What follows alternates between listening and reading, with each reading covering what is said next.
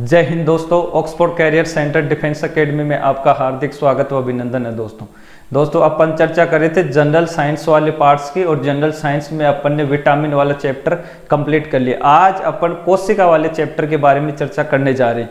तो कोशिका वाले चैप्टर में देखो अपन क्या क्या पढ़ेंगे कि माइक्रोप्लाज्मा क्या है, माइटोकॉन्ड्रिया क्या है, हरितलवक क्या है, राइबोसोम क्या है, गोल्जी काय क्या है, प्लास्टिड क्या है। इस प्रकार से सारी की सारी डिटेल अपन इन ऑब्जेक्टिव क्वेश्चंस के माध्यम से देखेंगे।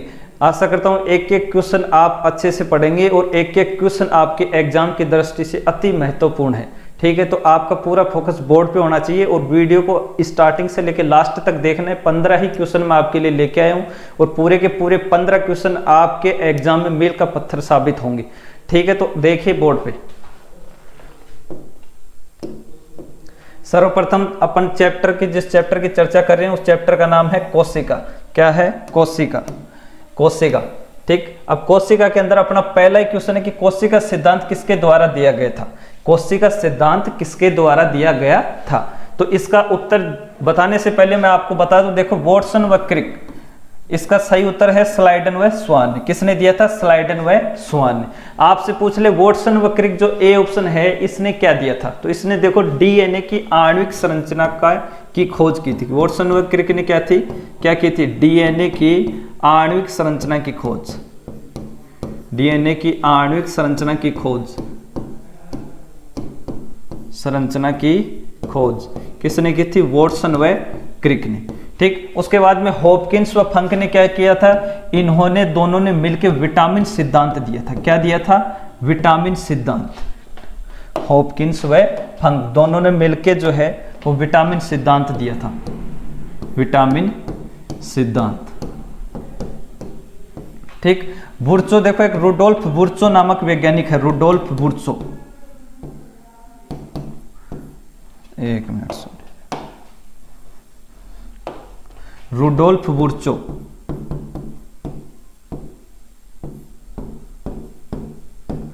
रुडोल्फ बुर्चो नामक वैज्ञानिक ने सबसे पहले बताया था ओमनी सेलुला ई सेलुला नाम।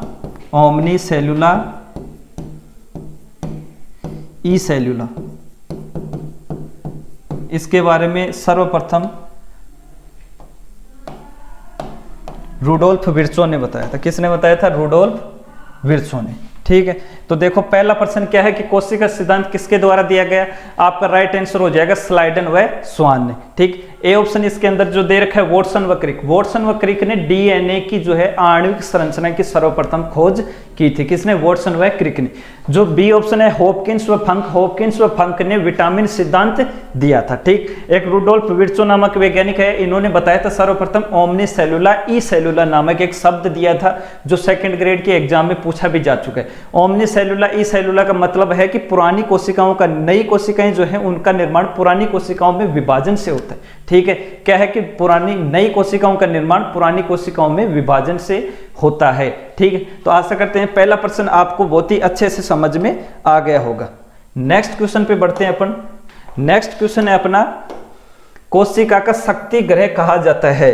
कोशिका का शक्ति ग्रह किसे कहा जाता है? तो देखो इसका राइट आंसर हो जाएगा सूत्रकणिका या माइटोकॉन्ड्रिया। कोशिका का शक्ति ग्रह किसे कहा जाता है? सूत्रकणिका या माइटोकॉन्ड्रिया। ठीक है, इसके अलावा देखो और आपको एक्स्ट्रा इंफॉर्मेशन, एक्स्ट्रा और क्या याद रखना आपको? एक्स्ट्रा में देखो एक तो है आपसे पूछ ले कि कोशिका का पावर हाउस। क्या पूछ ले? कोशिका का पावर हाउस।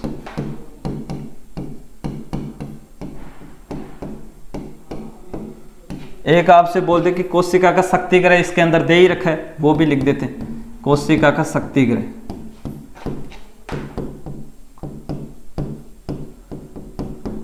तो कोशिका का पावर हाउस और कोशिका का शक्ति ग्रह किसे कहा जाता है? दोनों ही माइटोकॉन्ड्रिया को कहा जाता है। किसे कहा जाता है? माइटोकॉन्ड्रिया को कहा जाता है। यह बात आपको ध्यान में रखनी। दोनों ही किसे कहा जाता है? माइटोकॉन्ड्रिया को कहा जाता है। इसके अलावा देखो हरितलवक, हरितलवक को क्या कहा जाता है? पादप कोशिका का किचन हाउस। पादप कोशिका का किचन हाउस किसे कहा जाता है? हरितलवक को। पादप कोशिका का किचन हाउस। पादप कोशिका का किचन हाउस किसे कहा जाता है? बताओ। हरितलवक को कहा जाता है। राइबोसोम, राइबोसोम को क्या कहा जाता है? बताओ। राइबोसोम को कहा जाता है प्रोटीन की फैक्ट्री। क्या कहा जाता है? प्रोटीन की फैक्ट्री। प्रोटीन की फैक्ट्री किसे कहा जाता है? राइबोसोम को कहा जाता है। इसके अलावा देखो और क्या कहा जाता है राइबोसोम को? राइबोसोम को कहा जाता है कोशिका का इंजन। क्या कहा जाता है? कोशिका का इंजन। कोशिका का इंजन, ठीक। इसके अलावा देखो डी ऑप्शन है गोल्जी काय। गोल्जी काय जो है इसको क्या कहा जाता है बताओ?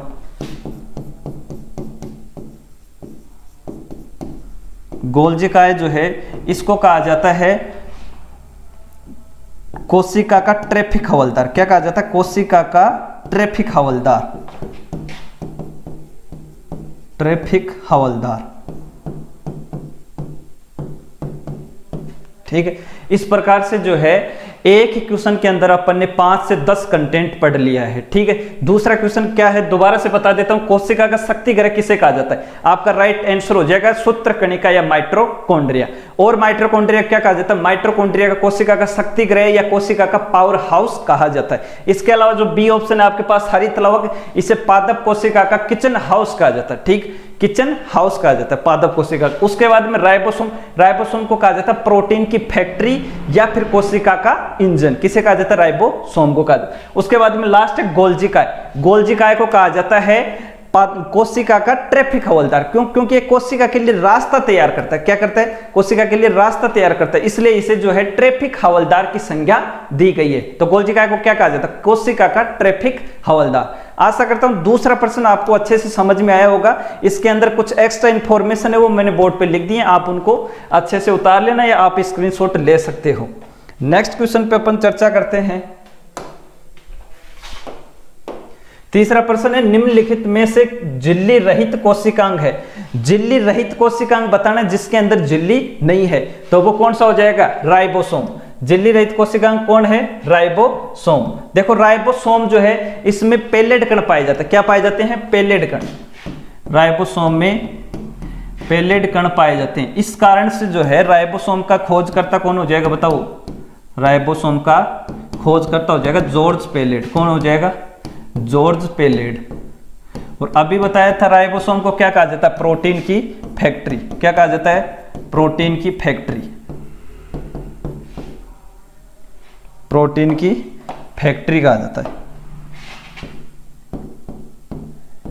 प्रोटीन की फैक्ट्री या फिर कोशिका का इंजन।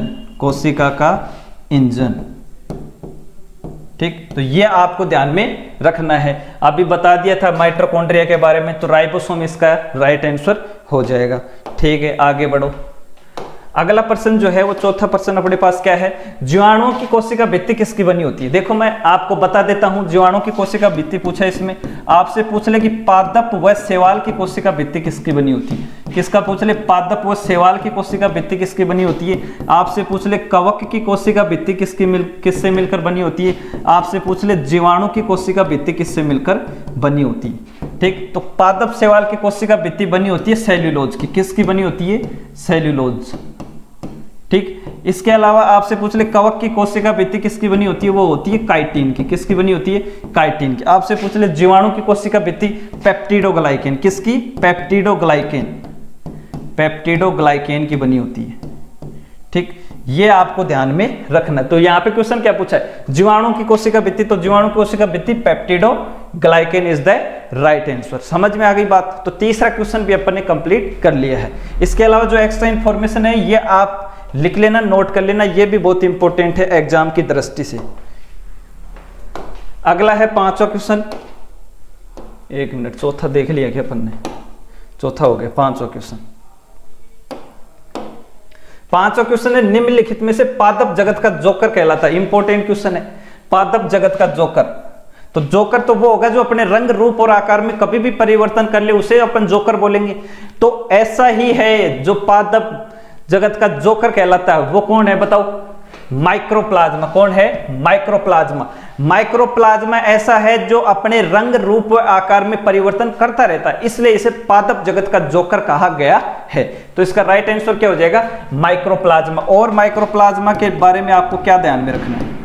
माइक्रोप्लाज्मा, देखो माइक्रोप्लाज्मा जो है वो जीव जगत की सबसे छोटी कोशिका है। किसकी है? जीव जगत की सबसे छोटी कोशिका। एक मिनट। माइक्रोप्लाज्मा जो है वो जीव जगत की सबसे छोटी कोशिका, सबसे छोटी कोशिका कौन है? माइक्रोप्लाज्मा। ठीक है, आपसे पूछ ले जीव जगत की सबसे बड़ी कोशिका, तो सबसे बड़ी कोशिका क्या है? शुतुरमुर्ग का अंडा। सबसे बड़ी कोशिका क्या है? शुतुरमुर्ग का अंडा। आपसे पूछ ले कि मानव शरीर की सबसे बड़ी कोशिका क्या है बताओ, और सबसे छोटी क्या है? ठीक है, तंत्रिका कोशिका क्या है? देखो जीव जगत की सबसे लंबी कोशिका अगर तुमसे पूछ ले, सबसे लंबी कोशिका, ठीक, सबसे लंबी कोशिका, सबसे लंबी कोशिका कौन सी है? तंत्रिका कोशिका। ठीक, उसके बाद में शुक्राणु। देखो शुक्राणु क्या है? जीव जगत की सबसे छोटी कोशिका क्या है? शुक्राणु। सबसे छोटी मानव शरीर की सबसे छोटी कोशिका, मानव शरीर की सबसे छोटी कोशिका, सबसे छोटी कोशिका क्या है? शुक्राणु। और लास्ट एक और चीज आप ध्यान में रखना, आपसे पूछ ले मानव शरीर की सबसे बड़ी कोशिका, तो वो है अंडाणु। क्या है? अंडाणु। मानव शरीर की सबसे बड़ी कोशिका, मानव शरीर की सबसे बड़ी कोशिका,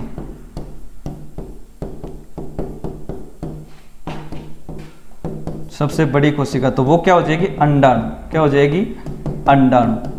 ठीक है, तो इस प्रकार से जो है अपना 5वां क्वेश्चन कंप्लीट हुआ। जो एक्स्ट्रा इंफॉर्मेशन है वो आप ध्यान में रखना, क्योंकि एग्जाम में किसी भी प्रकार का किसी भी कंटेंट से क्वेश्चन आ सकता है। ठीक है, नेक्स्ट अपन आगे बढ़ते हैं। अगला प्रश्न है अपना, मर्त कोशिका की खोज किसने की?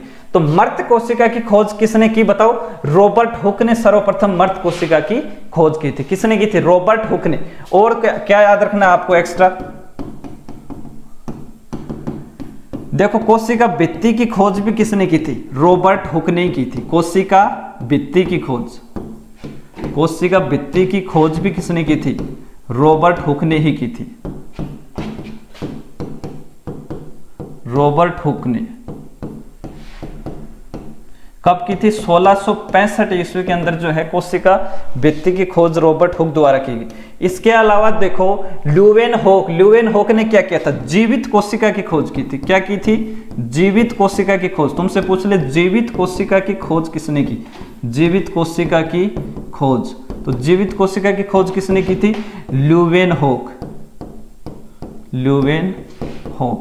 ठीक, वैसे तो इसका पूरा नाम है एंटन वेन ल्यूवेनहोक। ठीक, आपको इतना याद रखना। इसके अलावा रॉबर्ट ब्राउन ने किसकी खोज की थी? केंद्रक की खोज। केंद्रक की खोज किसने की थी? रॉबर्ट ब्राउन ने। केंद्रक की खोज की थी रॉबर्ट ब्राउन ने। किसने की थी? रॉबर्ट ब्राउन ने। ठीक, इसके अलावा कैमिलो गोल्जी ने किसकी खोज की थी बताओ? कैमिलो गोल्जी ने की थी गोल्जी काय की खोज। तो गोल्जी काय की खोज तुमसे पूछ ले, गोल्जी काय, एक मिनट,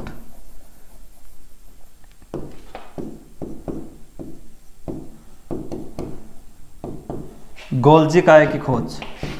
तो गोल्जी काय की खोज किसने की थी बताओ?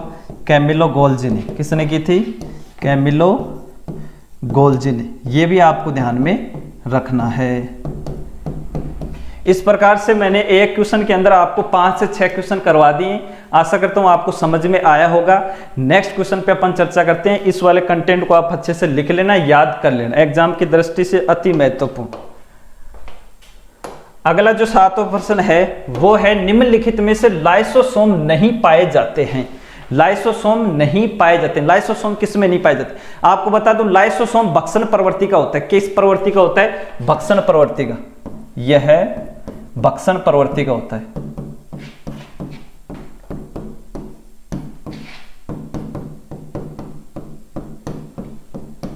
और लाइसोसोम जो है वो किस किस में पाया जाता है? एक तो पाया जाता है न्यूट्रोफिल में। किस में पाया जाता है? न्यूट्रोफिल में। और किस में पाया जाता है? और पाया जाता है मोनोसाइट में। किस में पाया जाता है? मोनोसाइट में, ठीक। किस में नहीं पाया जाता? बेसोफिल्स में नहीं पाया जाता। और आपसे ये पूछा कि लाइसोसोम नहीं पाया जाता, बेसोफिल्स में नहीं पाया जाता। न्यूट्रोफिल और ये जो मोनोसाइट है ये दोनों ही बक्सन प्रवृत्ति के हैं, इसलिए इनके अंदर लाइसोसोम पाया जाता है। और लाइसोसोम को क्या कहा जाता है? कोशिका की आत्मघाती थैली। कोशिका की आत्मघाती थैली किसे कहा जाता है? लाइसोसोम को। कोशिका की आत्मघाती थैली,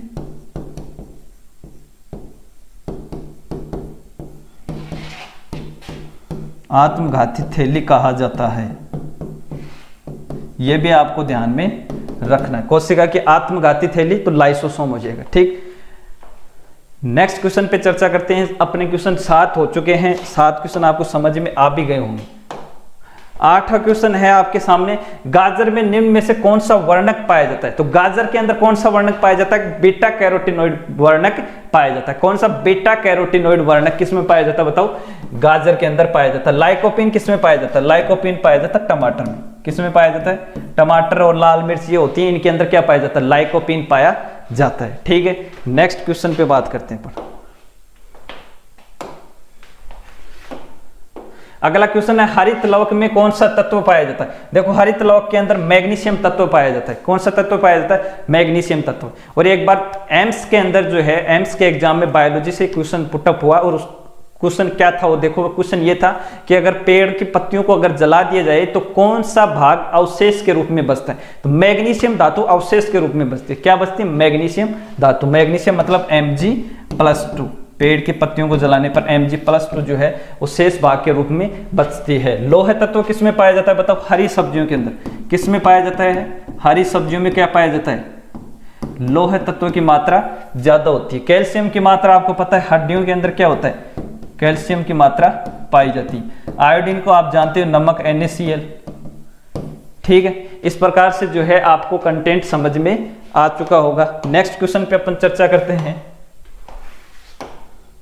अगला क्वेश्चन, निम्नलिखित में से कौन सा कोशिकांग केंद्रक से जुड़ा रहता है? कौन सा कोशिकांग ऐसा है जो केंद्रक से जुड़ा रहता है? तो उसका उत्तर हो जाएगा अंतःप्रद्रवी जालिका, एंडोक्राइन रेटिकुलम, ठीक है। तो क्या हो जाएगा? अंतःप्रद्रवी जालिका, जिसे क्या कहा जाता है? ER कहा जाता है, ठीक है।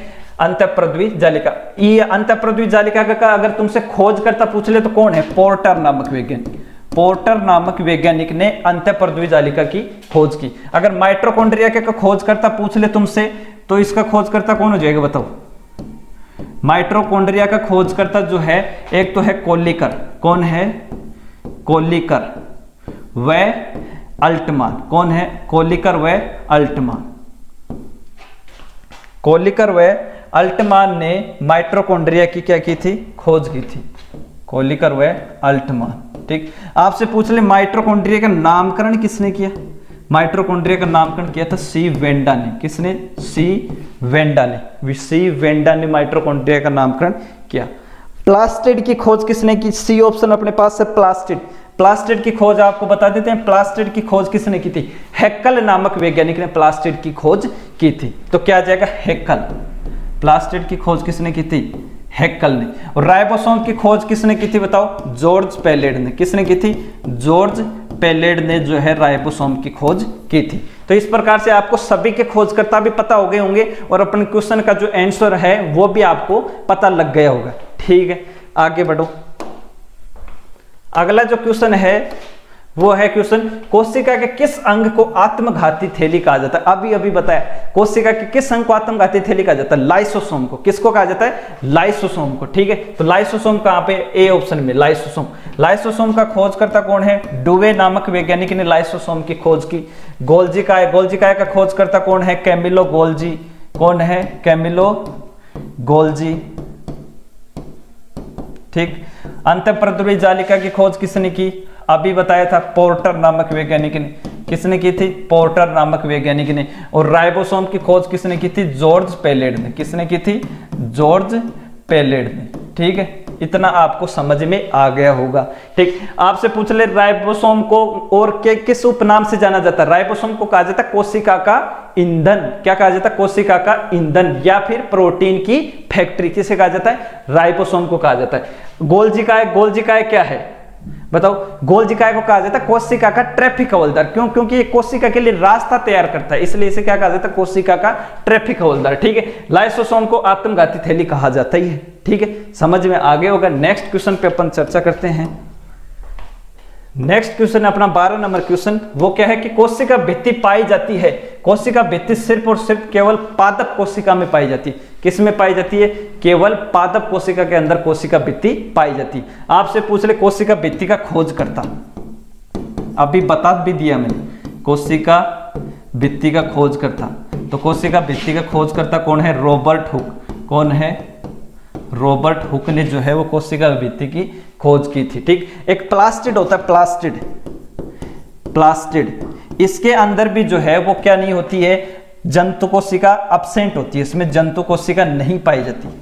प्लास्टिड में जंतु कोशिका नहीं पाई जाती, नहीं पाई जाती। अब सीधी सी बात है, जंतु कोशिका नहीं पाई जाएगी, मतलब प्लास्टिड के अंदर भी पादप कोशिका पाई जाती है। पादप कोशिका के अंदर प्लास्टिड पाया जाता है। ठीक है, तो ये अपना 12 नंबर क्वेश्चन था। नेक्स्ट अपना 13 नंबर जो क्वेश्चन है वो है 70S। 70S राइबोसोम की 2 उप इकाइयां हैं। तो 70S राइबोसोम की 2 उप इकाइयां 30S और 50S। क्या है 70S की 2 उप इकाइयां? 30S व 50S। और S का मतलब होता है स्टर्नबर्ग। क्या होता है? स्टर्नबर्ग एक यूनिट है। S क्या है? स्टर्नबर्ग एक क्या है? यूनिट है। आपसे पूछ ले 80S, 80S होता है 40S और क्या होता है? 60S। क्या होता है? 40S और 60S जो है वो क्या बनाती है? 80S की उप इकाइयां बनाते हैं। ठीक है, नेक्स्ट क्वेश्चन पे चर्चा करते हैं।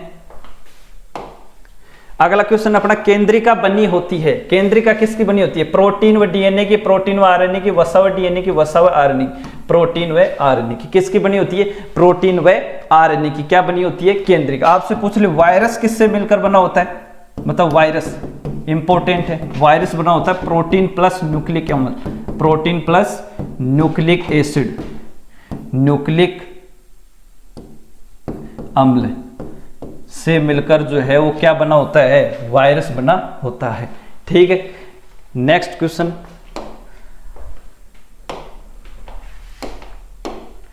निम्नलिखित में से लाइसोसोम के खोजकर्ता कौन है? लाइसोसोम का खोजकर्ता मैंने अभी बता दिया कौन है? डुवे नामक वैज्ञानिक ने, डुवे नामक वैज्ञानिक ने सर्वप्रथम लाइसोसोम की खोज की थी। कैमिलो गोल्जी ने किसकी खोज की थी? नाम से स्पष्ट हो रहा है, गोल्जी काय ने, गोल्जी काय की खोज किसने की थी? Camillo Golgi. पोर्टर, पोर्टर ने किसकी थी? जॉर्ज पेलेड ने किसकी खोज की थी? जॉर्ज पेलेड ने खोज की थी राइबोसोम की। किसकी की थी? राइबोसोम की। ठीक, पोर्टर, पोर्टर नामक वैज्ञानिक ने किसकी खोज की थी? ER मतलब अंतःप्रद्रवी जालिका, अंतःप्रद्रवी जालिका, इसकी खोज किसने की थी? पोर्टर नामक वैज्ञानिक ने। ठीक है, लास्ट 15 ही क्वेश्चन थे।